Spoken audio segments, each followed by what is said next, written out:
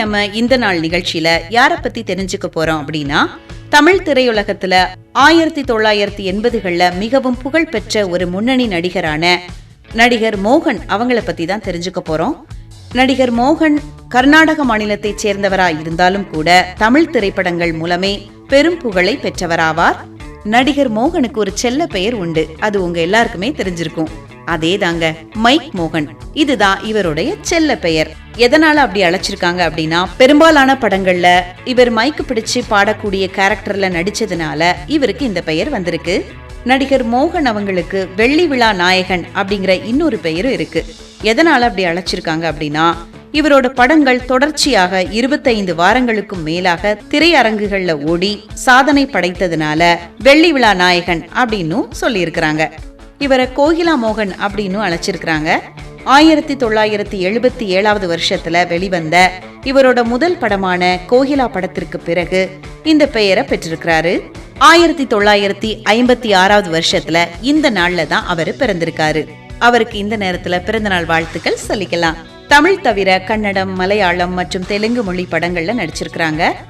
1982ல வெளியான பயணங்கள் முடிவதில்லை படத்திற்காக சிறந்த நடிகருக்கான பிலிம்பேர் விருதையும் பெற்றிருக்கிறாரு.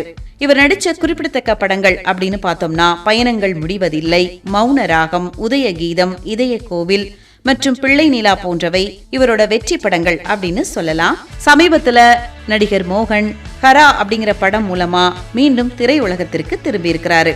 ஹரா படத்தை தொடர்ந்து தி கோட் படத்திலையும் இவர் முக்கியமான வேஷத்துல நடிச்சிருக்கிறாரு.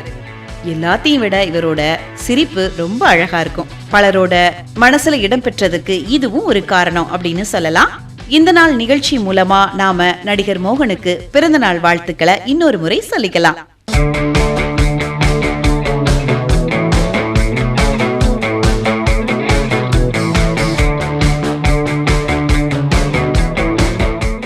இப்ப நாம இந்த நாள் நிகழ்ச்சியில தென்னிந்திய திரைப்படங்கள்ல மிகவும் பிரபலமான ஒரு இந்திய திரைப்பட நடிகை நமிதா கபூர் பத்தி தான் தெரிஞ்சுக்க போறோம். அவங்களுக்கு இன்னைக்கு பிறந்த நாள். நடிகை நமிதா அவர்கள் தமிழ், தெலுங்கு, கன்னடம், மலையாளம் மற்றும் இந்தி போன்ற பல மொழிகள்ல நடிச்சிருக்கிறாங்க. 1981வது வருஷத்துல மே மாதம் 10ஆம் தேதி குஜராத் மாநிலம் சூரத்ல பிறந்திருக்காங்க.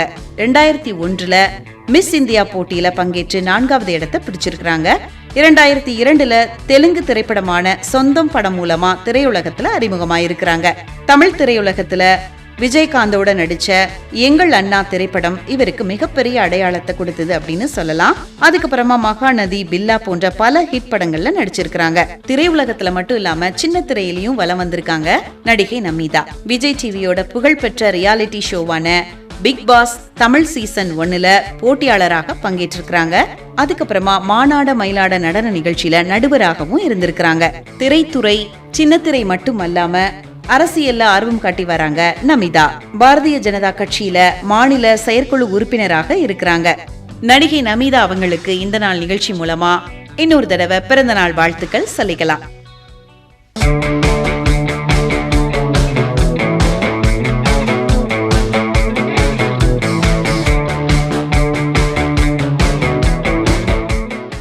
இப்ப நாம இந்த நாள் நிகழ்ச்சியில யார பத்தி தெரிஞ்சுக்க போறோம் அப்படின்னா, இந்திய அரசியல்வாதி மற்றும் திராவிட முன்னேற்ற கழகத்தின் துணை பொதுச் செயலாளரான ஆண்டிமுத்து ராசா அவங்கள பத்தி தான் நம்ம தெரிஞ்சுக்க போறோம். ராசா அவர்களுடைய அரசியல் பயணம் அப்படின்னு பார்த்தோம்னா, 17வது மக்களவையின் உறுப்பினராக நீலகிரி தொகுதியிலிருந்து தேர்ந்தெடுக்கப்பட்டாங்க. முன்னதா அவர் மத்திய தகவல் மற்றும் தொலைத்தொடர்பு துறை அமைச்சராக பணியாற்றியிருக்கிறாங்க.